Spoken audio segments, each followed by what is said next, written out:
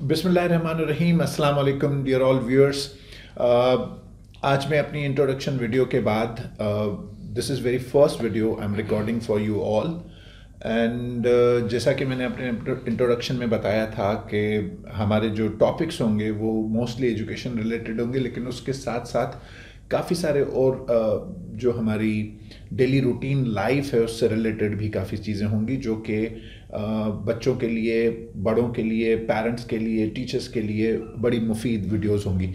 As promise, second promise ये था कि I will definitely be carrying my friends with me who are actually real एजुकेशनिस्ट्स of the town.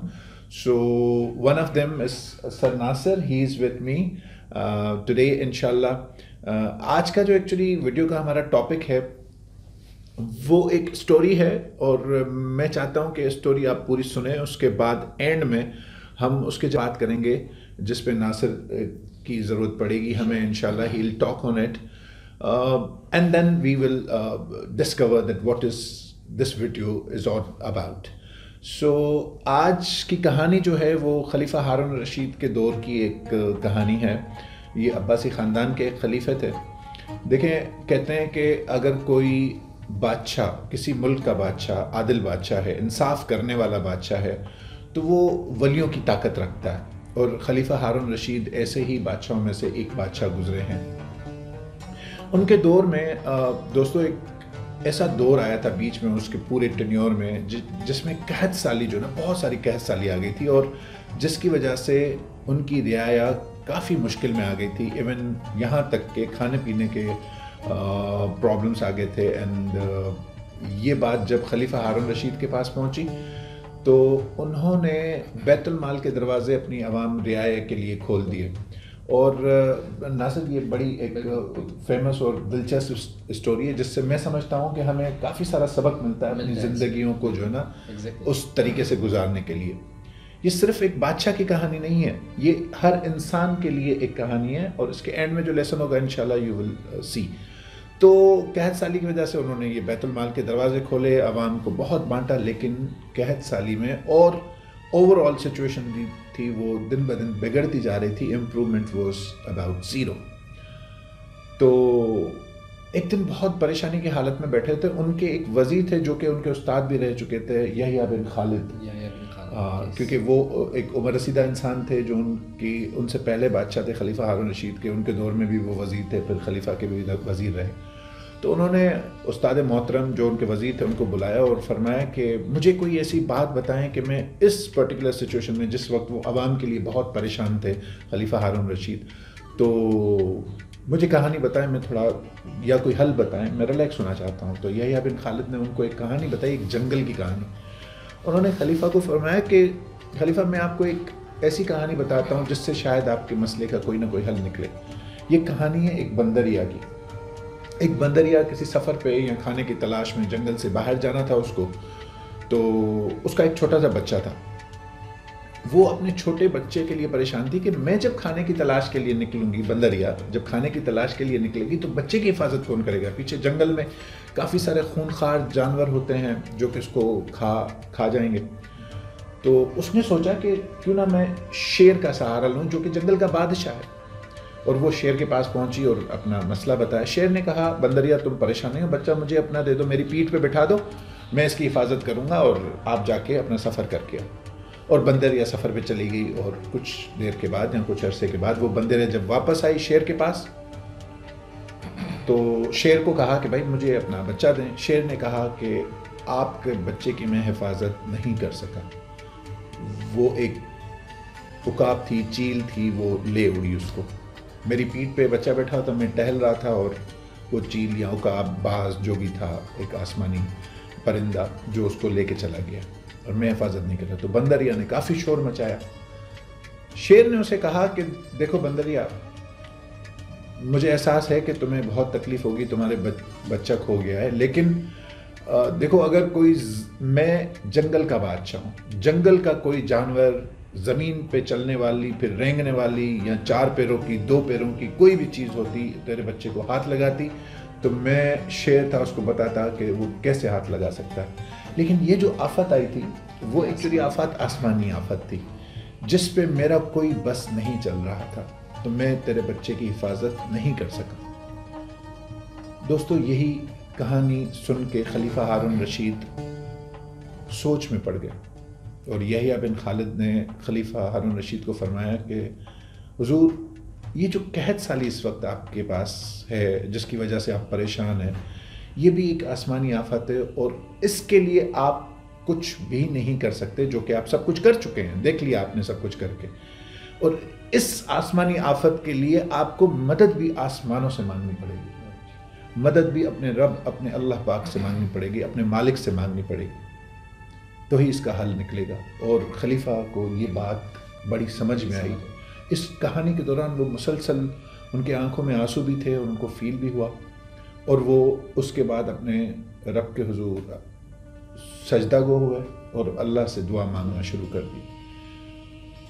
اور دیکھیں ہم سب کا ایمان ہے کہ کوئی بھی دعا رد نہیں جاتی، اللہ پاک ہم سب کی مدد فرماتا ہے، اور خلیفہ ہارون رشید کو اللہ پاک کی مدد حاضر ہوئی، اور کچھ ہی عرصے میں، تھوڑے ہی عرصے میں اس کے بعد وہ قحط سالی ختم ہوئی اور زندگی جو ہے وہ معمول کی طرف جانے لگی۔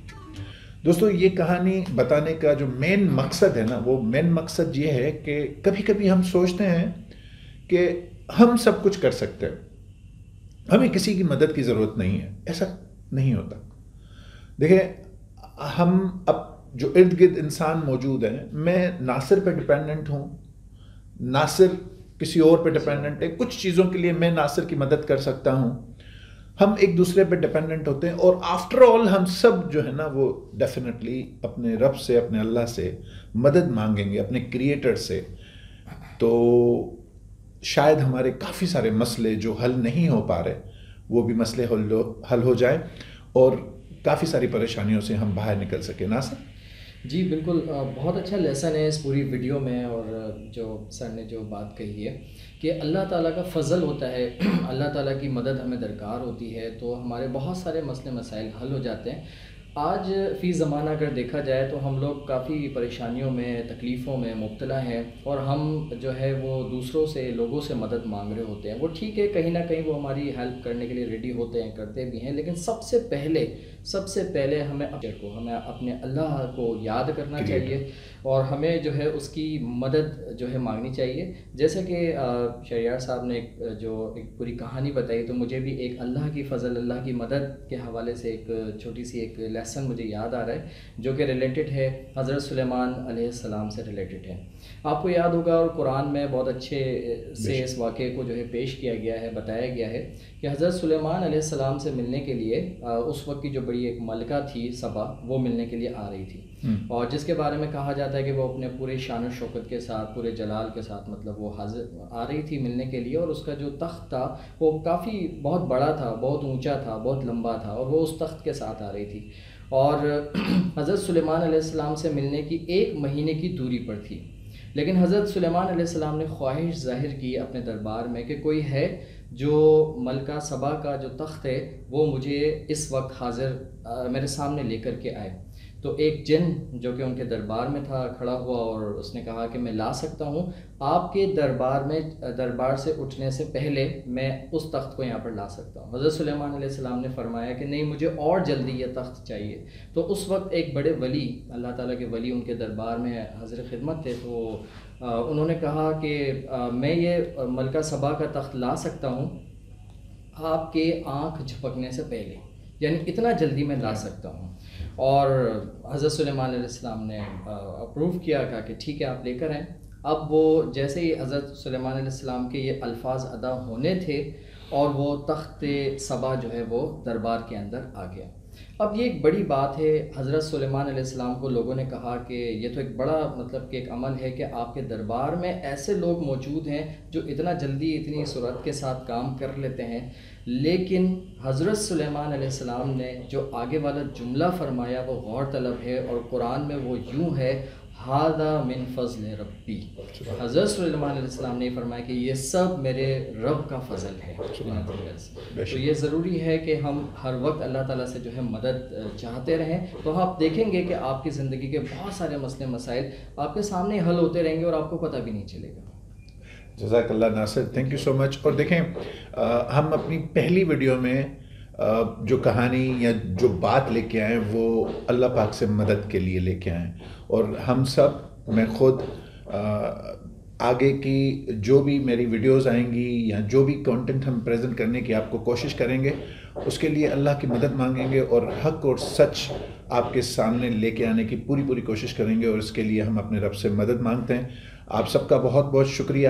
اور انشاءاللہ ہماری جو اگلی ویڈیوز آئیں گی اس میں آپ کو ہم پرٹیکولر اسٹوڈنٹ اور ٹیچر کے حوالے سے بھی کافی ساری باتیں بتائیں گے. تھینک یو سو مچ. آگے کی ویڈیو کے لیے میں آپ سے ایک مرتبہ پھر گزارش کروں گا کہ میرے چینل شہریار بھٹو کو سبسکرائب کریں اور بیل آئیکن کو کلک کریں، لائک کریں، کامنٹ کریں. Thank you so much.